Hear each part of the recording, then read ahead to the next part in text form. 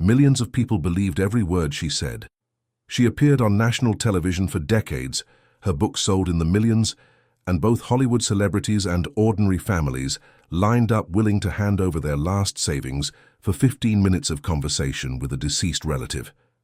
But there are two stories, two specific families, that reveal something about Sylvia Browne that makes even her most devoted followers go quiet. Today we're going to look not at the legend, we're going to look at the facts, the ones that are documented and confirmed and the ones that are documented and disproven.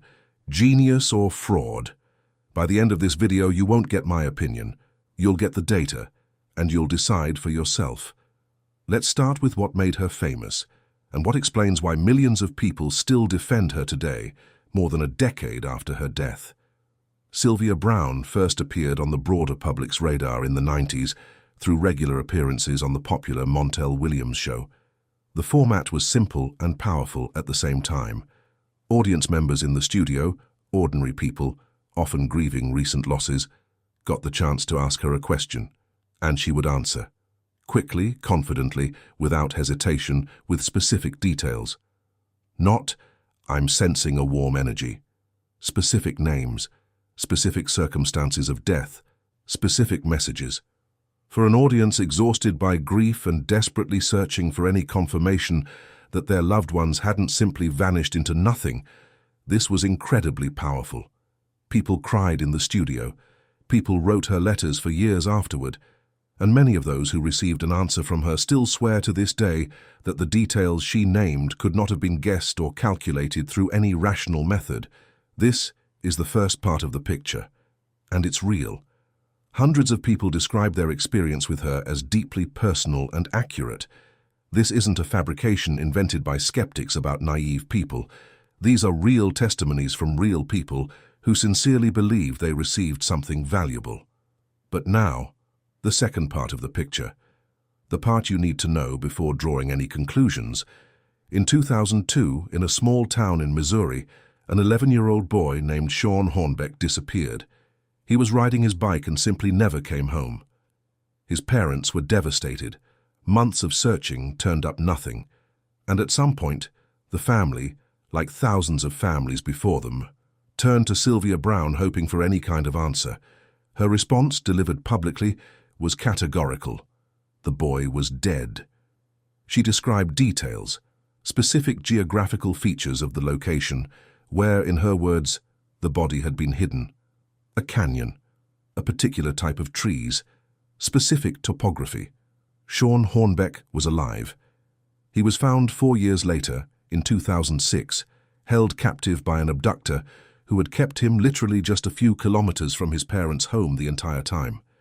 The boy wasn't just not dead, he was alive, physically close, and had spent 4 years in captivity, during which his parents, having believed the medium's words about his death, grieved for a child who could have been searched for and possibly found much sooner.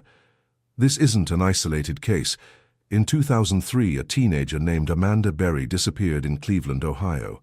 Her mother, unable to find peace, also turned to Sylvia Browne, again through the Montel Williams Show, in front of millions of viewers.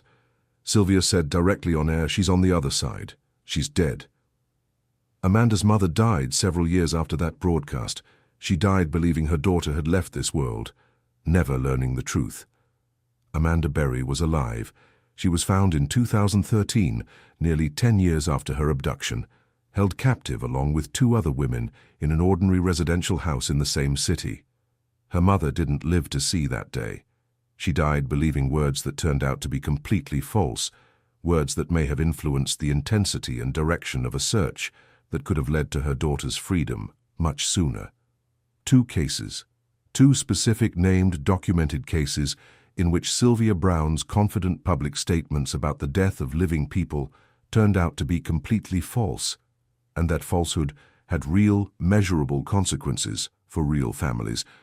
At the moment, they were making decisions about the search. Now, something that happened long before these cases, and that many of Sylvia's defenders prefer not to mention at all. In the early 90s, Sylvia Browne was convicted in connection with an investment fraud scheme tied to gold mining, an activity completely unrelated to mediumship, a purely financial scam in which she convinced people to invest money in a project that had no real economic foundation. This wasn't an accusation of incorrect visions. This was a criminal case about financial deception of specific people who trusted her and lost money. And there's a third story, less dramatic than the missing children, but no less revealing for anyone who wants to understand the real mechanics of how she worked. The famous paranormal investigator and professional illusionist James Randi publicly offered over many years to have Sylvia Browne undergo a controlled test of her abilities with pre-agreed objective accuracy criteria under conditions that would rule out coincidence, or what cold-reading professionals call the shotgunning technique, asking questions and observing the other person's reactions to gradually narrow down answers. Sylvia publicly agreed to such a test multiple times, live on air, but the controlled test was never actually conducted. When it came down to specifics, the test was either postponed, or the conditions changed, or the discussion quietly faded away. Now let's look at this objectively, without emotion on either side. Sylvia Browne's defenders say the following, and there's a logic to it that can't simply be dismissed. Nobody is perfect. Even the most gifted person makes mistakes.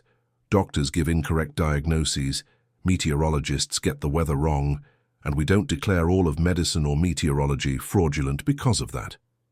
If a person genuinely has an ability to perceive information in a way we can't yet explain scientifically, it's logical to assume that the accuracy of such perception isn't 100%. The hundreds of people who received specific, verifiable details from her about deceased loved ones, details she could not have known in advance, aren't making up their experience. These people exist, their stories are documented, and simply declaring all of them deceived is intellectually dishonest toward their genuine lived experience. Skeptics respond to this with an argument that carries just as much weight. The issue isn't that she made mistakes. The issue is the nature of those mistakes and the circumstances under which they happened. When a financial advisor loses a client's money due to a market crash, that's a risk that was inherently part of the deal from the start. When a person states with absolute confidence publicly, in front of millions of viewers, that a specific living child is dead and turns out to be categorically wrong in a matter that is literally about life and death, that's a different category of error. This isn't a percentage accuracy of predictions. This is a specific, verifiable, factual claim that turned out to be completely false, made with a confidence that bore no relation whatsoever to the actual reliability of the information, and refusing to undergo a controlled test while publicly agreeing to one is a pattern of behavior that statisticians and psychologists studying similar cases call avoidance of falsifiability, a way of remaining permanently unproven either way, without ever providing a real opportunity to test the claims. There's also a third position, which is perhaps the most honest of all. Cold reading, a technique professionally mastered by illusionists and some psychologists who study persuasion, really can produce results that feel completely accurate to a person who is emotionally invested and wants to believe. A grieving person involuntarily feeds the medium information through facial expressions, intonation, barely noticeable reactions. And a skilled conversationalist expertly uses these cues, phrasing questions so that the answer feels like a revelation coming from outside, rather than something derived from the questioner's own reaction. This doesn't mean Sylvia Browne consciously and cynically deceived every single person who came to her. It means the human mind, including the mind of the medium herself, is capable of sincerely believing in its own gift, while in fact demonstrating a skill at interpreting human behavior rather than supernatural perception. So, what do the facts say in the end?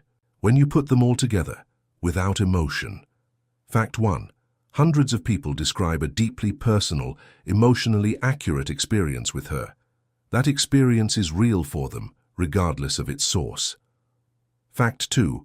At least 2 documented public cases where her categorical statements about the death of specific living people turned out to be completely false, with real human consequences.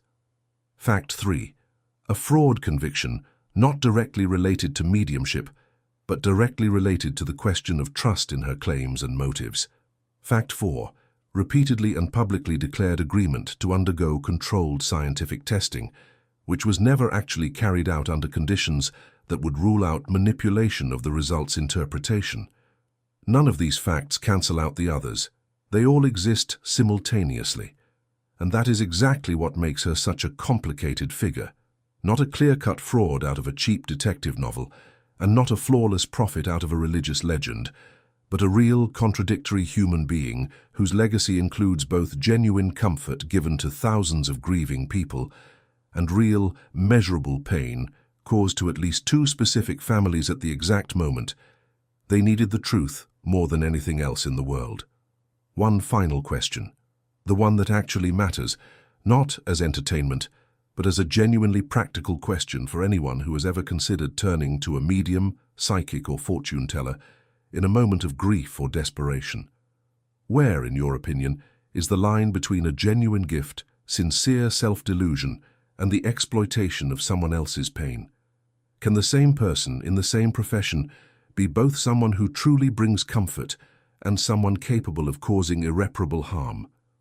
Write your opinion in the comments, based not on what you want to believe but on the facts you just heard, because it's in that conversation, not in blind belief and not in blind dismissal, that the only honest way to make sense of Sylvia Browne's legacy actually lies.